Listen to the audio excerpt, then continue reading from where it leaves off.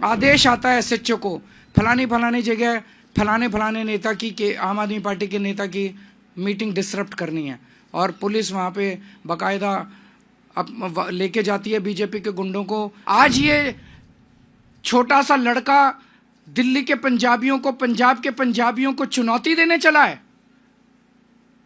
हम इसका सख्त विरोध करते हैं और हम कहते हैं कि अमित शाह जी को इसके लिए माफी मांगनी चाहिए। जिस तरह से गुंडागर्दी और हिंसा भारतीय जनता पार्टी फैला रही है, ये जो आतिशी जी ने कहा, ये वारदातें केवल उनकी विधानसभा तक सीमित नहीं है। पूरी दिल्ली के अंदर मेरे पास न जाने कितने हमारे कैंडिडेट्स आ चुके हैं। मेरी अपनी विधानसभा में, राजेंद्र नगर में, इधर उधर कई जगहों पर हमने देखा है और शिकायतें आ रही हैं कि भारतीय जनता पार्टी पूरी तरह से गुंडागर्दी के ऊपर उतरी हुई है। कोई भी पार्टी या कोई भी कैंडिडेट हिंसा क्यों करता है? उसे हिंसा करने की ज़रूरत क्यों पड़ती है? वो तभी हिंसा करता है जब वो देखता है कि बाकी अन्य अहिंसात्मक तरीके से, शांतिपूर्ण तरीके से उसका जीतना असंभव है।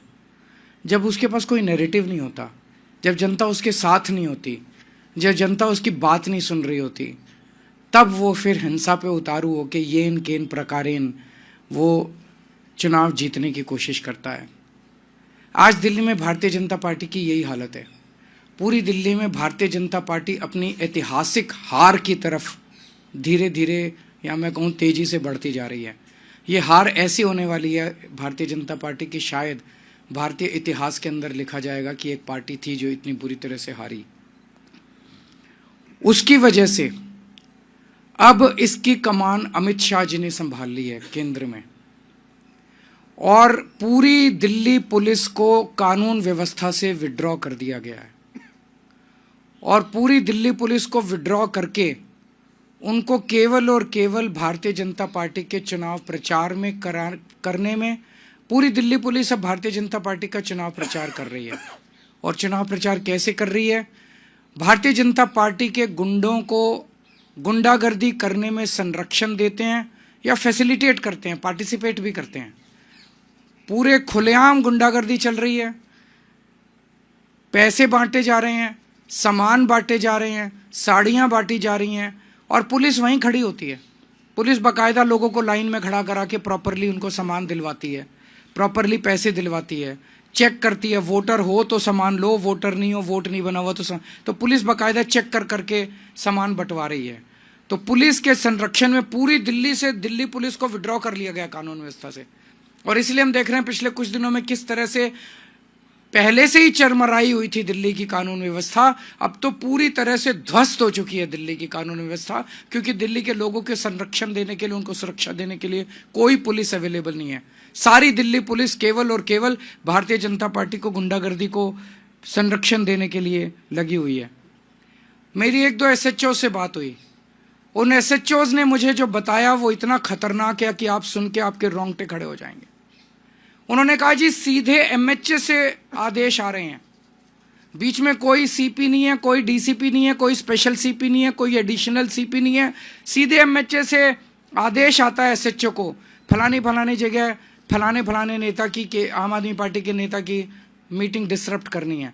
और पुलिस वहाँ पे बाकायदा लेके जाती है बीजेपी के गुंडों को, अपने संरक्षण में वहाँ पे गुंडागर्दी करवाती है। दिल्ली के अंदर अब केवल आम आदमी पार्टी नहीं, कोई पता चल जाए कि आम आदमी पार्टी का समर्थक है, आम आदमी पार्टी का वोटर है, उसको भी नहीं बख्शा जा रहा, उसको डराया जा रहा है। जैसे अभी इन्होंने कहा, धमकाया जा रहा है, डराया जा रहा है। और पूरी दिल्ली के अंदर एक जबरदस्त डर का माहौल है कि खबरदार अगर आम आदमी पार्टी को वोट दिया तो। दिल्ली ने इस तरह की हिंसा कभी नहीं देखी थी। दिल्ली एक शांतिप्रिय स्टेट है, दिल्ली एक सभ्य लोगों का शहर है, दिल्ली पढ़े लिखे लोगों का शहर है। तो मैं ये पूछना चाहता हूँ कि क्या दिल्ली ये सब बर्दाश्त करेगी? दिल्ली ये बर्दाश्त नहीं करेगी।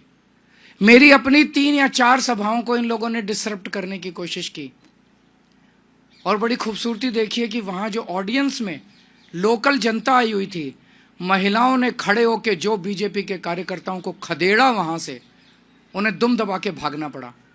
तो मैं दिल्ली की जनता को कहना चाहता हूँ कि दिल्ली हम सब लोगों की है, इन गुंडों की नहीं है। दिल्ली हमें दिल्ली को बचाना पड़ेगा, आपको दिल्ली को बचाना पड़ेगा। अपनी दिल्ली के लिए, अपने बच्चों के भविष्य के लिए, दिल्ली के भविष्य के लिए आपको खड़े होना पड़ेगा। अगर कहीं ये डराने की कोशिश करें, एकजुट होकर इनका सामना करना पड़ेगा।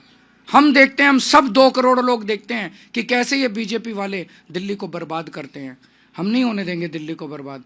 और आप सोच के देखो, चुनाव के पहले अगर ये गुंडागर्दी इस तरह की कर रहे हैं, खुदा ना खास्ता अगर ये जीत गए तो चुनाव के बाद ये दिल्ली का क्या हाल करेंगे, इसकी आप कल्पना भी नहीं कर सकते। हमें दिल्ली की संस्कृति को बचाना है और इस गुंडागर्दी को रोकना है। आप कुछ अगर कोई 1-2 क्वेश्चंस हैं तो आप बताइए। वो बिल्कुल रोकने की कोशिश की जा रही है। मुझे ये डर है कि चुनाव वाले दिन वोटर्स को वोट डालने से रोका जाएगा। मुझे मतलब मैंने बताया, बीजेपी अपनी शायद 2015 की जो हार थी, 3 सीट आई थी, उससे भी ज़्यादा बुरी हार इन लोगों की होने वाली है। इस बार बहुत बुरा हाल होने वाला है। और जितनी गुंडागर्दी ये कर रहे हैं उतने वोट इनके कम हो रहे हैं, उतने वोट। जनता ये पसंद नहीं करती। जनता कहती है भाई आप अपना काम बताओ, काम इनके पास है नहीं गिनाने को। जनता कहती है आप अपना विजन बताओ, विजन ये कहते हैं मोहल्ला क्लिनिक बंद कर देंगे, दिल्ली के स्कूल बंद कर देंगे, दिल्ली के। जनता को ये सब, इनका एजेंडा पसंद नहीं आ रहा जनता को।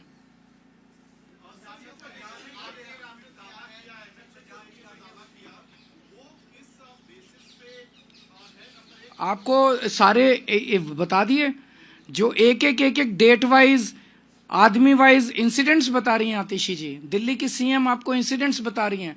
उन्होंने लिखित में चुनाव आयोग को शिकायत की है। इनको सबको गिरफ्तार किया जाए। जिन जिन लोगों का नाम अभी आतिशी जी ने लिया, अगर चुनाव दिल्ली में निष्पक्ष होने हैं, कम से कम चुनाव तक इन लोगों को गिरफ्तार करके अंदर रखा जाए। अदरवाइज तो ये खुलेआम है कि पुलिस तो हमारी है। जब सैया भय कोतवाल तो डर काहेगा।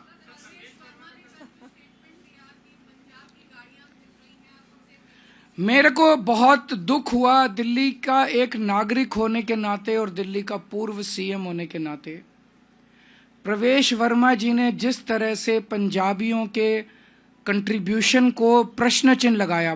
प्रवेश वर्मा जी ने कहा कि पंजाब की गाड़ियां घूम रही हैं, पता नहीं कौन लोग हैं उनमें, और 26 जनवरी गणतंत्र दिवस के लिए सुरक्षा के लिए ये खतरा है। तो क्या सारे पंजाबी आतंकवादी हैं? सारे पंजाबी देशद्रोही हैं? क्या सारे पंजाबी देश के लिए खतरा हैं? पंजाबियों ने दिल्ली को संवारा है।